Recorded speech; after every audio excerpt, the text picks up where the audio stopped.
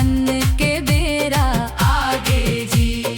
धरती दाई के कोरामा सोना धान के लहर आगे जी। पहली बाली देवला चढ़ाबो, माटी दाई के मान बढ़ाबो, संगी साथी मिलके गाबो, नवा खाई तिहार मनाबो।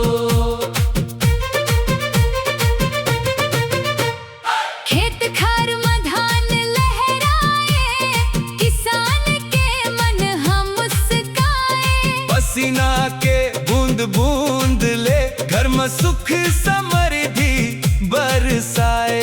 नवा चाउर के भात बनाबो, देवला पहली भोग लगाबो, दाई दादा के संग में बैठ के नवा अन्न के स्वाद चखा। नवा खाई तिहार आगे जी। नवा अन्न के बेरा आगे जी। माटी हमर माया के चिन्हा, खेती हमर पहचान आगे जी।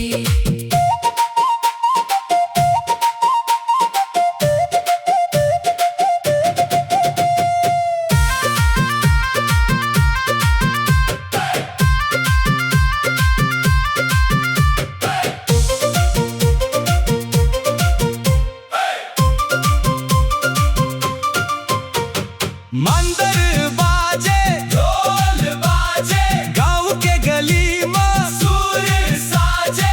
संगी सहोदर एक संग होके, नाचत गावत खुशी मनाजे। दाई के हाथ के नवा पकवान, घर में भर दे सुघर सुवास, सबके मन में माया बढ़े रे। बने रहे हमर समाज। पुरखा मन के रीत निभाबो, अपन संस्कृति ला आगे बढ़ाबो। माटी जंग